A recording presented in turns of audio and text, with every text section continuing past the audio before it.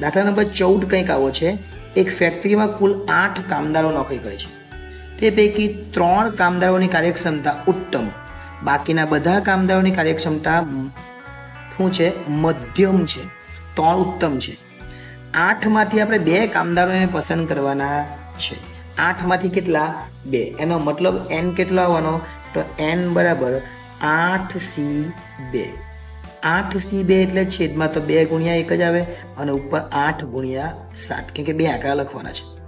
8 સતામ 56, નીચે 2 એકુ 2 એટલે m બરાબર m નહીં પણ n બરાબર કેટલા આવે? 28 એટલે કે 28 આવે. પહેલો દાખલો, બંને કામદારોની કાર્યક્ષમતા ઉત્તમ હોય. બંને કામદારોની કાર્યક્ષમતા શું કીધેલું છે આપણને? ઉત્તમ હોય. અને ઉત્તમ એવા કેટલા છે? તો ઉત્તમ આપણી પાસે 3 છે. ઉત્તમ કામદારો કેટલા છે? 3. એટલે 3 કામદાર આપણી પાસે ઉત્તમ છે ને આમાં પસંદ કેટલા કર્યા છે? 2. તો અહીંયા આપણે લખવાનું m બરાબર, ધ્યાન આપજો, m બરાબર કેટલા આવવાના? બંને ઉત્તમ છે એટલે 2 ઉત્તમ છે. પસંદ કેટલા કર્યા આપણે? 2. અને બંને ઉત્તમ આવ્યા એટલે 3c2. ટોટલ 8 છે. હવે 5 છે એમાંથી એક પણ પસંદ નહીં થઈ એટલે 5 ઉત્તમ નથી. એટલે આ નહીં લખે તો પણ કંઈ નહીં, લખવું હોય તો ચાલે, નહીં લખે તો બી જરૂર નથી, કેમ કે બંને ઉત્તમ છે. એટલે અહીંયા 2 ગુણ્યા 1 ને ઉપર 3 ગુણ્યા 2 ગુણ્યા 1, આ 2 1 નીકળી જાય તો m બરાબર કેટલા આવે? 3. m બરાબર 3 આવે એટલે આપણે pa બરાબર લખી દેવાનું m ના છેદમાં n. એનો મતલબ કે 3 ના છેદમાં 28 આ આપણો જવાબ. એટલે 3 ના છેદમાં 28 એક જવાબ આવી ગયો. ચલો બીજો જવાબ. બીજામાં આપણને શું પૂછેલું છે? બંને કામદારોની કાર્યક્ષમતા મધ્યમ હોય. તો લખવાનું બંને કામદારોની કાર્યક્ષમતા મધ્યમ હોય. મધ્યમ હોય તે ઘટના એને બી કહેવાય. ચલો હવે જોઈ લઈએ. 3 મહત્તમ છે, ટોટલ 8 છે. એનો મતલબ કે બાકીના જે છે એ કેવા હોવાના? 5 હોવાના.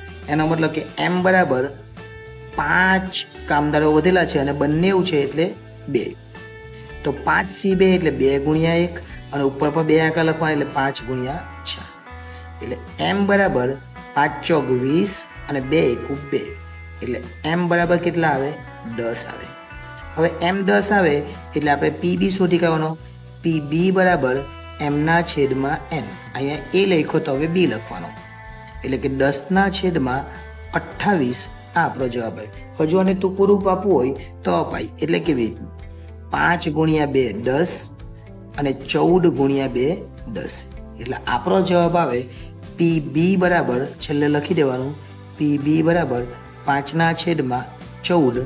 આ આપણો અંતિમ જવાબ આવે. બીજાનો ત્રીજો બાકી છે. એક કામદારની કાર્યક્ષમતા ઉત્તમ અને એક કામદારની કાર્યક્ષમતા મધ્યમ. નંબર 3 લખીએ.